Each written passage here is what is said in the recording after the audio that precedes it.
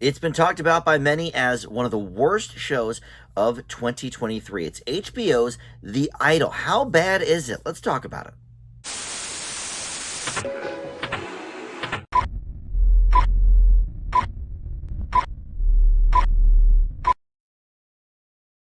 Hey guys, Dan here, and this is Dan Reviews It. Welcome to my TV review for HBO's The Idol. You can see this streaming now on Max. It is a one and only season show because it got canceled not too long after its release. The critics were not kind.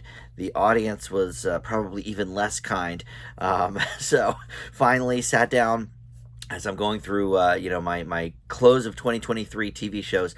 I was like, all right, I have to finally watch this thing. And it features Abel Tesfaye and Lily Rose Depp, otherwise known as The Weeknd and Johnny Depp's daughter. So right there, we have a big question mark of, okay, what is this thing?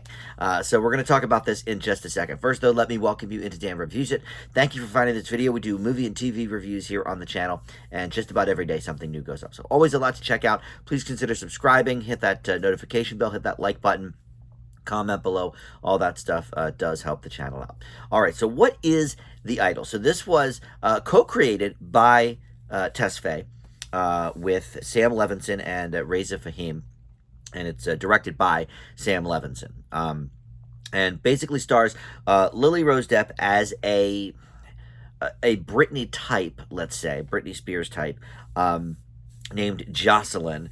And she is a female pop idol, but she's been known recently more for her exploits in tabloids and some of her behind the scenes stuff rather than for her music. So she is trying to present this comeback. She goes clubbing and meets Tedros, who is played by Tesfaye, who is a sleazy nightclub owner. Basically, I don't know, bringing her into his world. He is, kind of a cult leader. He's got some issues going on that maybe a pop star in crisis does not need to be going near. And so, her publicist and her management and everybody is, up in arms and trying to basically talk some sense into her. But this is a complete mess. I can see why everybody was really so hard on it. I mean, it is just a horrible show. So why is it so bad? Well, first of all, the dialogue is atrocious. The acting because of that is also not great. I don't think Lily Depp Rose is a good actress. However, I don't know that I've seen her in anything that's even remotely good. She did a couple of Kevin Smith movies that were terrible, and this is awful. So I don't know. Am I giving her a fair shake? She needs to do something that is at least average for me to even consider that maybe she's got some talent. Because right now I just haven't seen it yet. And then you've got Tesfaye, The Weeknd. Look, I love his music. Some of the great pop songs of the last 10, 15 years. But I don't think he can act either. And again, maybe this is not the right project, but it's his project. He co-created this. He sort of made this character. So if he can't even make his own material work, I'm not sure. But it could be maybe he's just, I don't know that he wrote it, but he did produce this show. Maybe he's just, I don't know, better with somebody else's script or something. I have yet to see it. He did a brief, few second moment in a sketch on SNL years ago when he was the musical guest, and he was fine. But what does that say? I'm not sure.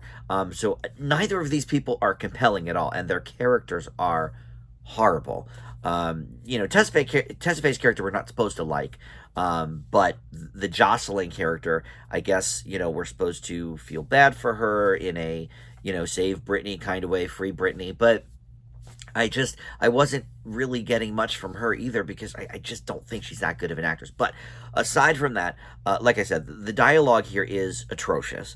There's laughable lines. There's, do you know who I am moments with people. But I think possibly worst of all, I mean, it's all bad, but possibly worst of all is, so this is meant to, I guess, be sort of a satire on, the industry and, chewing up pop stars and spitting them out, and the horrors of, having things leaked online. In the first episode, there's this, big scandal that there's a very, very inappropriate photo leaked of Jocelyn.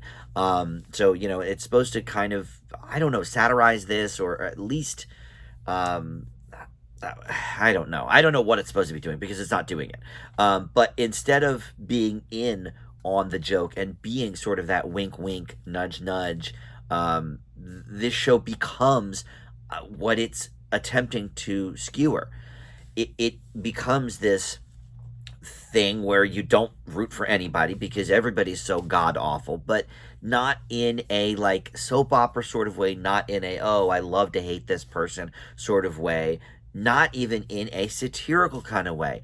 This show, I think, doesn't understand how to satirize, or what satirical comedy is, or any of that. Like, it comes off so horrible in every way. And there's a lot of good people involved in this. So other than the people I mentioned, the cast includes Dan Levy. He's like the publicist or whatever. Divine Joy Randolph, who just won a Golden Globe, and she's probably going to win an Oscar in a few months. Hank Azaria has a minor role. Jane Addams, we've seen in many things. Troye Sivan, who is, a popular singer right now. So there's a lot of, people involved in this. Hank Azaria, I mean, I guess not everything he's done, has turned to gold, but, what is he doing in this, Dan Levy, I get it. He's still trying to kind of make a name for himself. In fact, I just watched his Netflix movie a couple of days ago, Good Grief. I'm going to review that shortly. And that was his sort of writing and directorial, I think, debut. So I think Dan Levy is still kind of getting his footing post Schitt's Creek. So sure, he'll say yes to this. But this was just a mess all around. Easily one of the worst shows of the year. I can see why it got so much hate from everybody at this point. I leave The Idol with an F. If you want to check out The Mess, it is streaming now on Max. All right, thank you so much for watching Dan Reviews It. We'll see you next time. Bye.